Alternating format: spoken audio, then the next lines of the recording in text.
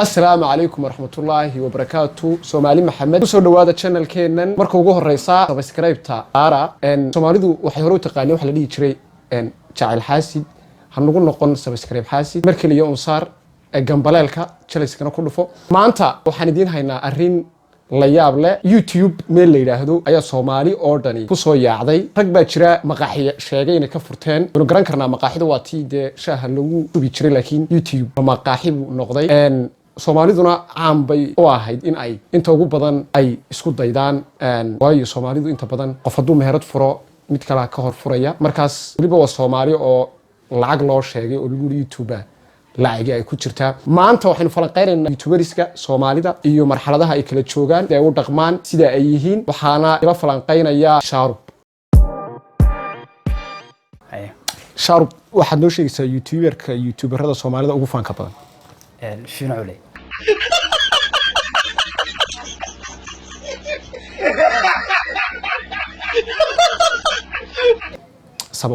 sababtu ninkan shamlo qaxootiya ayuu meel ku soo oranaya qol marka soo oranaya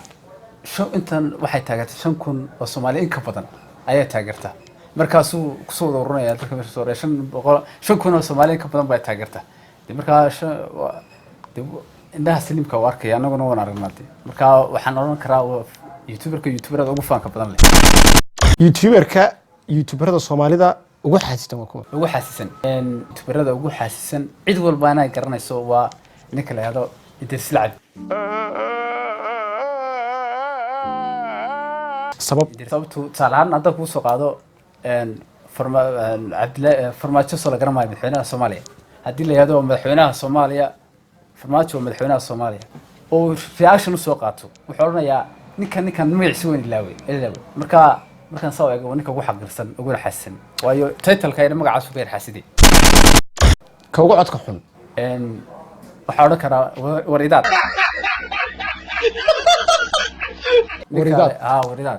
oh my god waridaad magacaas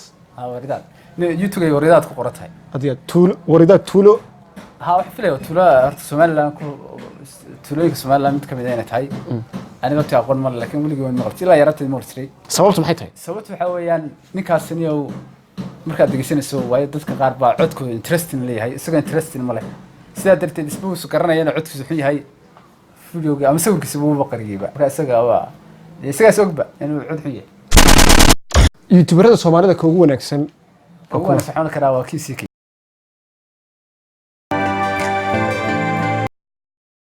sababtu maxay tahay sababtu waxa weeye ninkaas waa nin aad u bulshiya waa nin adoon kale aad u reer magaal ninka tusaale qof soo qaadanaya ama cid uu raash ka bixinaya cidda magaceeda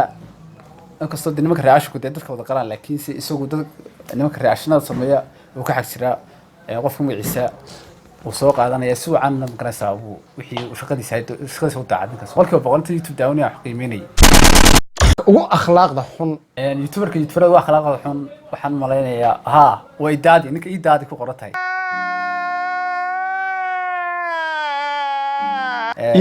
daadi magac wala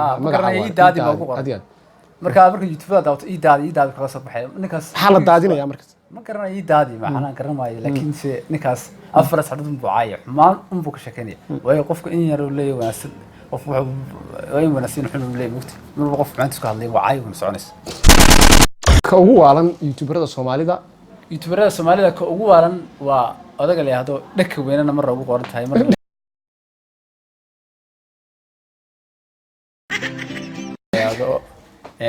ايش هي magaciisa abwandirne machaachileystaha riwaayadu ka dhamaadeen inuu sameeyo reactionada isu bedelay guri barwaaqo dabcan ha guri barwaaqo mise guray barwaaqo ma garanayo adigu guriga anu markii hore magaca la yaab jiray laakiin waxaan ogaadnay rag la yiraahdo anu magaca la yaab ma markay basiir hore kamid ah wasiirada Soomaali maxflaya wasiirka warfaafinta magacaasan san markaasan ogaaday inuu yahay magacadii dadka ragna loo bixiyo adiyad marka waxa weeye ninkan waxaan ku arkay markaan gameeyay horta riwaayad dambe soo sameeyay maanan arag markii hore waxaan qaybta fankuna de wax la bartay magaraysa artigan filmmaking-ka marka waxa riwaayad yar bal soo sameeyay xoolaha film wixii horta 40 minute ka yar film lama yiraahdo tusaale film waxyaabo badan buu baahay waxa iska riwaayad bismay jiray riwaayadii markay soo dhamaatay soo dhamaatay way soo idlaatay caalam filimada wana soo idlaatay Hollywood iyo Bollywood ba sheekooyinku soo dhamaadeen marka reaction kuna marka muu la isticmaalaa askariga marka san riwaayadu soo dhamaadeen isoo kaliya maaha soorani jawaab ka dhamaadeen nimankii ray kale marqaan iyo muruji iyo murxiyada iyagana oo ka dhamaaday marka dadka subulamide marka nin aad u creative weeye riwaayadu ku soo baxay riwaayadu ku soo baxay YouTube qofka lacagteeda dhanamiyo walaal aad lacag macaan tibogtay aad u macaan aad ku heshaa waa shaqo xora oo cid garasa oo meeradaad sidaad u tadkiilayso marka uu fakiray reaction bilaabay reaction sunu iska fiican markii hore waa in tol af Soomaaliya ahaa sheekooyina uu sameeyaa nin daad u kiriyo maskax badan illa reebaya ma jirto Soomaali Maxamedey marka rag way kala horeeya illa ilaaway ma jirto illa ilaaway fanaaniinta الله مستعان فنانينتا سياسيين warbaahinta cid reebaya ma jirto subscribe ta naga xaasidina muuqaalkan noo amba bixiya horta Soomaalida fariin baa loo diraa oo Soomaalidu way waxbay ilaawaan muuqaalkan noo amba bixiya like subscribe share intaba de inaan isugu iman waxa way marka fariinta ugu dambeey xaqiiqa rag way kala horeeyaan laakiin cid ilaaway ma jirto youtuberada maanta ugu horeeyay fanaaniinta ku xiga shooda fanaanka ku xiga siyaasiga ku xiga ma garanaysaa waxyaabo qiimayntu way socotaa marka cid walba haysi saxad cidii khaladaad lagu sheeganay saxad cidii kale wanaagii hormar lagu sheeganaa hasi hormariso waa intaas youtuberada Shar Films iyo Jakarta Sumayn halkaan ay ka wada socono